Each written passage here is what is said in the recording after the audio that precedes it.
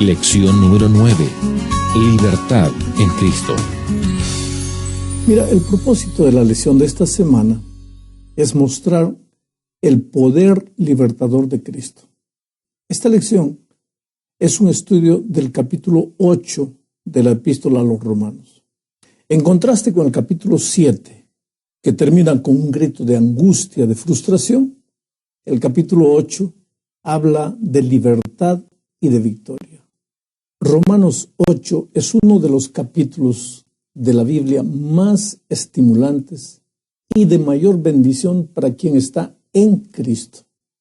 El capítulo empieza diciendo, ninguna condenación hay, y termina afirmando que tampoco hay ninguna separación entre Cristo y el creyente. Eso está en los versículos 35 al 39. La palabra clave en la primera parte de este capítulo es la palabra espíritu. Aparece 20 veces. En el capítulo 7 aparece solo 4 veces, pero en el capítulo 8, 20 veces.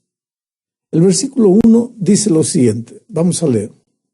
Ahora pues ninguna condenación hay para los que están en Cristo Jesús, los que no andan conforme a la carne, sino conforme al Espíritu. Ninguna condenación. La palabra condenación significa literalmente juicio que cae sobre alguien, sentencia. El juicio de Dios, dice Pablo aquí, no caerá sobre ti. ¿Por qué no? Porque has sido libertado. Has sido libertado de la ley del pecado y de la ley de la muerte. La pregunta es, ¿qué es la ley del pecado?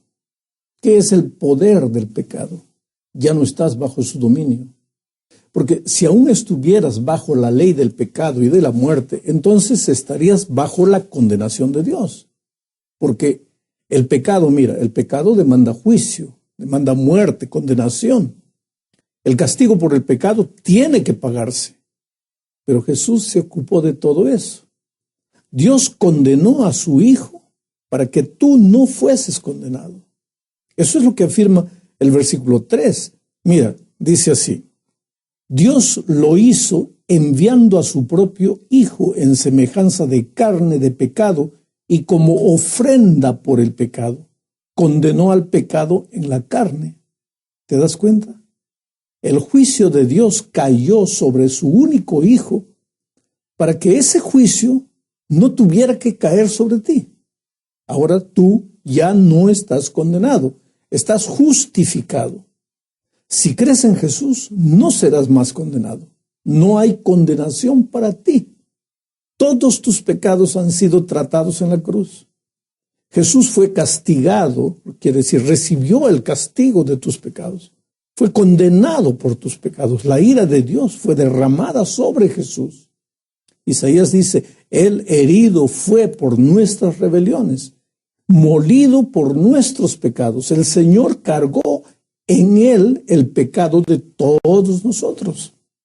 Y querido, cuando venimos a Cristo con fe, somos justificados y declarados no culpables. ¿Quién nos declara? El juez del universo entero. Él dice que en nosotros ya no hay pecado. ¿Por qué? Porque Jesús cargó todos nuestros pecados. Eso es lo que afirman los versículos 33 y 34. Dice así. ¿Quién acusará a los hijos de Dios? Dios es el que justifica. ¿Quién es el que condenará? Cristo es el que murió, más aún, el que también resucitó, el que además está a la diestra de Dios, el que también intercede por nosotros. Mi querido, el asunto delicado es el siguiente. ¿Quién puede reclamar y disfrutar de esta maravillosa declaración de ninguna condenación hay? ¿Quién? Solo los que están en Cristo Jesús. El texto dice, ninguna condenación hay para los que están en Cristo Jesús. Quiere decir, no hay lugar más seguro donde estar. Los que están en Cristo están salvos y seguros y ya no están en peligro de condenación. Todas las cosas maravillosas, acerca de las cuales trata Romanos 8, se aplican solamente a aquellos que están en Cristo Jesús. ¿Y quiénes son los que están en Cristo Jesús?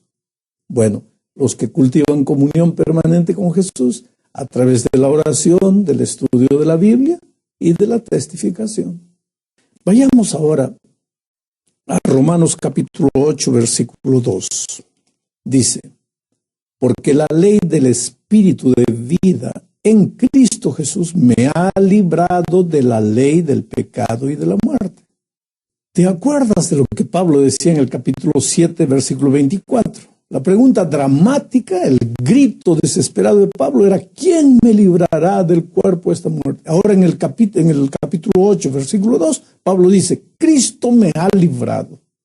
Romanos 8, 2 menciona dos leyes. Dos leyes. Mira, para entender esto, piensa en la ley de la gravedad y la ley de la aerodinámica. La ley de la gravedad es una ley natural. Dice que un objeto pesado, un objeto metálico, grande, pesado en el cielo, tiene que caer y estrellarse. Eso es lo que la ley de la gravedad dice. Pero la ley de la aerodinámica, que también es una ley natural, es una ley superior. ¿Por qué? Porque vence la ley de la gravedad y permite que el pesado avión remonte y vuele y no se caiga. Bueno, así es en la vida espiritual. La ley del pecado y de la muerte me lleva a caer, a fracasar, a pecar. Pero la ley del Espíritu de vida en Cristo Jesús me capacita para vivir una vida que agrade a Dios. La segunda parte de la lección nos lleva a pensar en lo que la ley no puede hacer. Y recuerda que aquí está involucrada la ley moral. Por más buena que la ley moral sea, no tiene poder para salvar. La ley es justa, pero no puede justificar.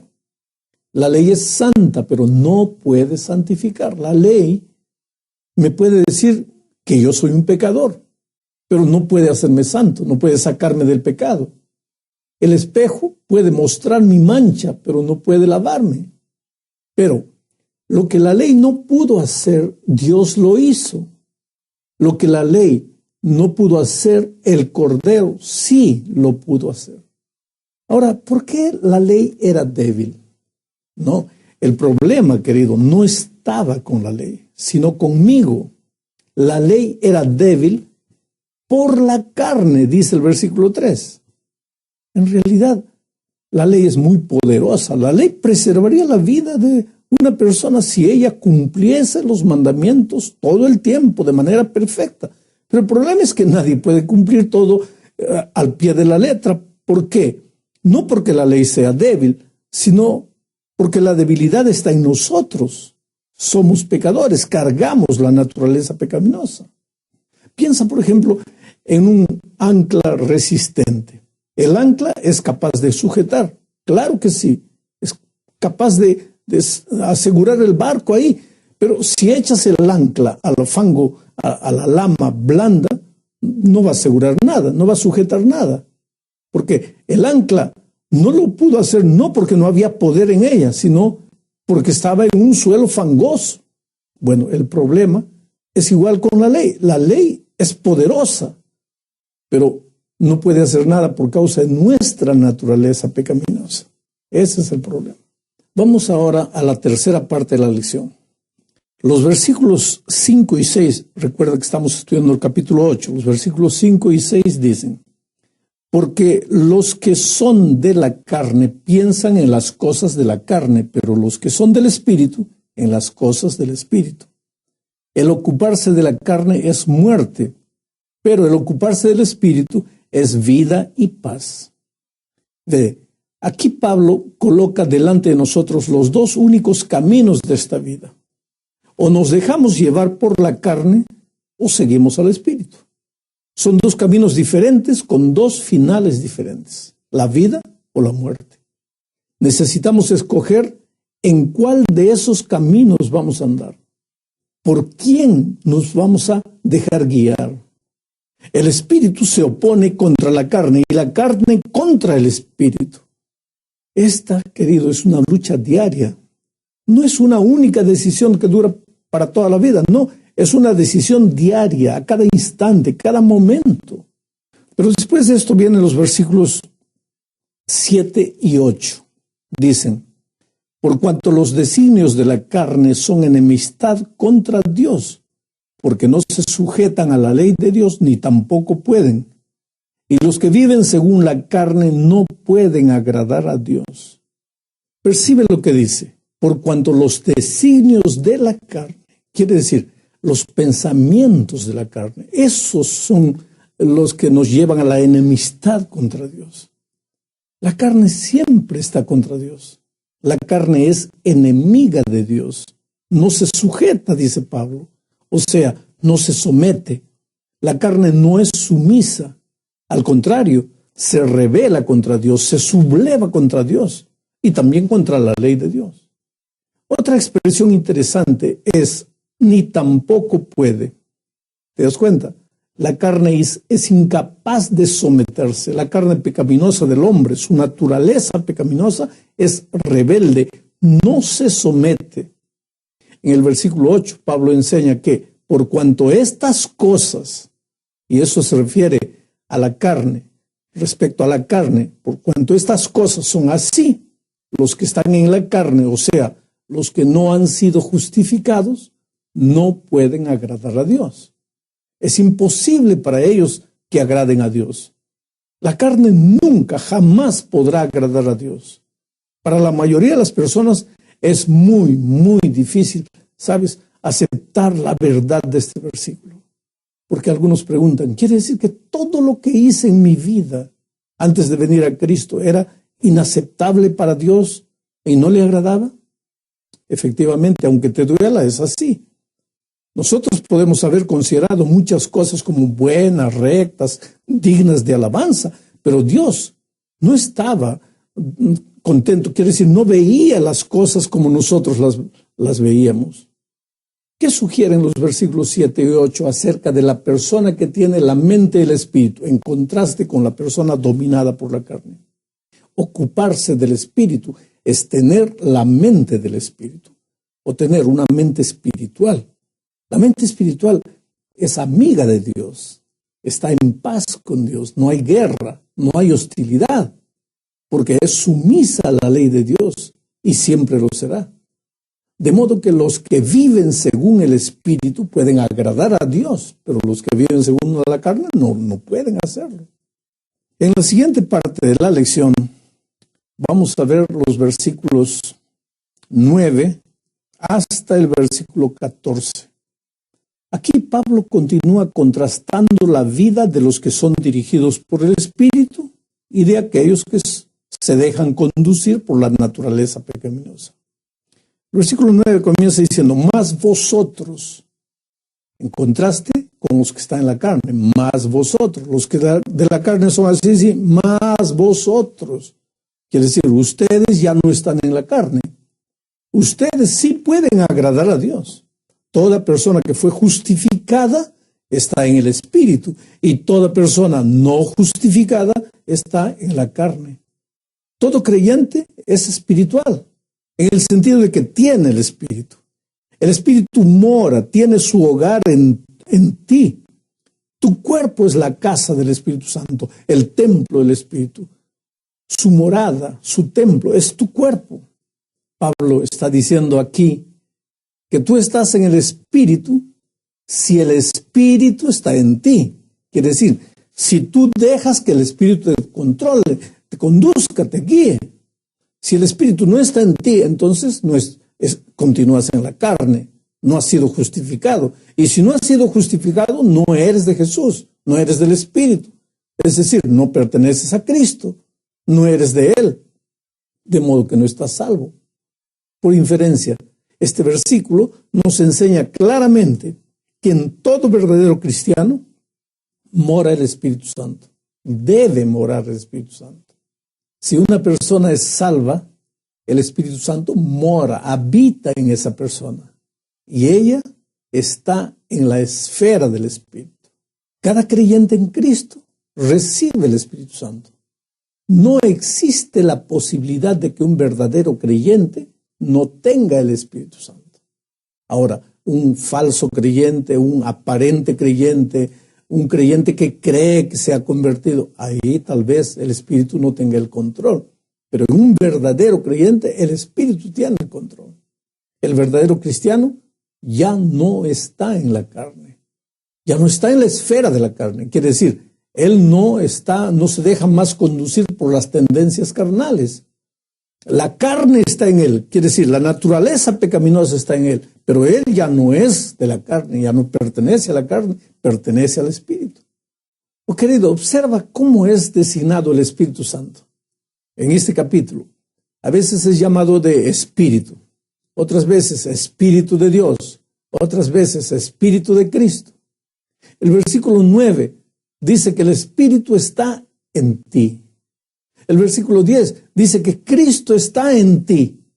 ¿Te das cuenta de la relación entre Cristo, el Espíritu Santo y el Padre? Los tres son uno.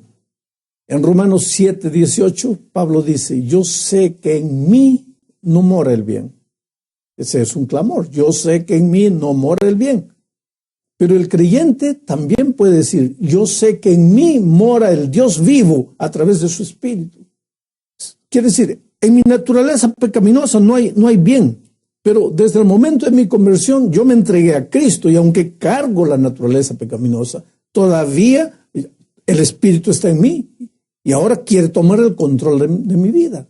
Si una persona es realmente salva, entonces Jesucristo está en el control de la vida de esa persona.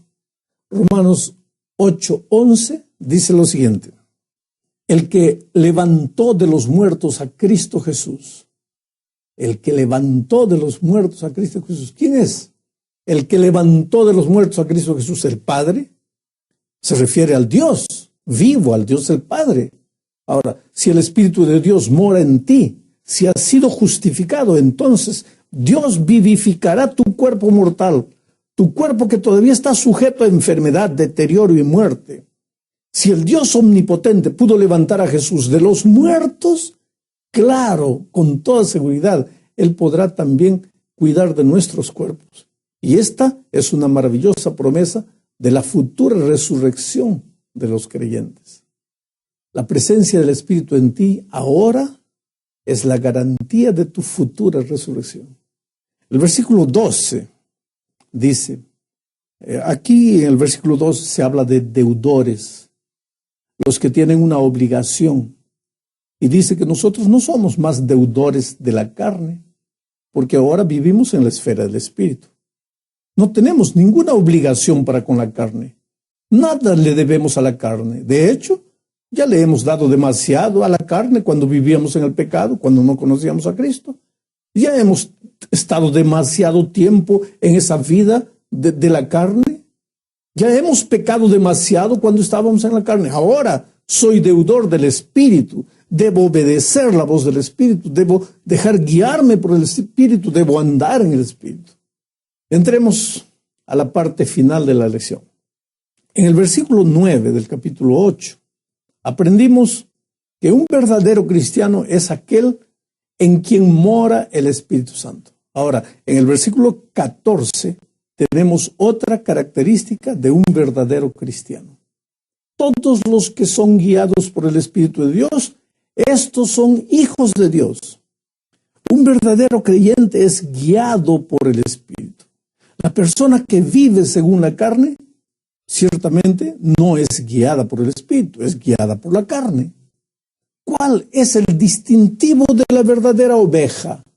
La verdadera oveja sigue al verdadero pastor. Cristo guía y las ovejas van atrás, siguen a su pastor. Asimismo, aquí en Romanos 8:14, leemos que el verdadero hijo es guiado por el Espíritu. El verdadero hijo obedece al Espíritu. El verbo de guiar se encuentra en tiempo presente. Somos guiados constantemente por el Espíritu. Quiere decir, el Espíritu está obrando, está trabajando siempre en nuestras vidas. Nos está guiando por el camino correcto. Nos está guiando de regreso al buen camino. nos está controlando, nos está convenciendo, pero el Espíritu siempre, siempre, querido, está trabajando en nosotros. Ya dijimos que la palabra clave en el capítulo 8 es la palabra Espíritu. En el momento en que una persona verdaderamente salva recibe el Espíritu de Dios, es ahí que esa persona es llamada como la persona adoptada por el Espíritu. Por eso el Espíritu también es llamado Espíritu de adopción. La persona salva entra en una relación de adopción, de amor. Nadie adopta por deber a una persona. Adoptan por amor. Una pareja que no tiene hijos, adopta un niño por amor, no por deber. Entonces, cuando nosotros somos adoptados por el Espíritu, entramos en una relación de amor con Dios. No somos más como un esclavo que está temblando ante un amo duro, riguroso, sino que ahora somos como hijos delante de un Padre que nos ama. La palabra aramea Abba es explicada por la palabra siguiente, Padre. Abba, Padre. Era una palabra cariñosa, ¿sabes? Para referirse al papá. Quizás parecido con la palabra papito hoy día. Es admirable encontrar esta misma expresión usada por el Señor Jesucristo en Marcos 14:36. Quiere decir que los creyentes tienen la misma relación íntima con su Padre Celestial que la relación que Cristo tenía con el Padre de los cielos. La palabra adopción consiste de dos partes, hijo y poner. Dios ha tomado al creyente que era un hijo de la ira, hijo de la desobediencia, y lo ha puesto en la posición de hijo del Padre, con todos los derechos, privilegios, beneficios, bendiciones, y con el derecho a la herencia que se le otorga a un hijo. El versículo 16 dice, mira, lo voy a leer, dice así: el Espíritu mismo da testimonio a nuestro espíritu de que somos hijos de Dios. Pero eso no es todo. El versículo 17 afirma que no somos solo hijos de Dios, también somos herederos. Tenemos una espléndida herencia, somos millonarios espirituales. El Espíritu Santo ha venido a nuestros corazones para decirnos y asegurarnos de que ahora somos hijos de Dios. Pero somos también coherederos con Cristo. Lo que le pertenece a Cristo nos pertenece a nosotros. Lo que es de Cristo ahora es tuyo. Tú participas de todas las riquezas de Cristo. De eso se trata la adopción. Dios te ha puesto en la posición de un hijo con todos los derechos y privilegios y beneficios y bendiciones. Con Cristo tú recibes todas las cosas.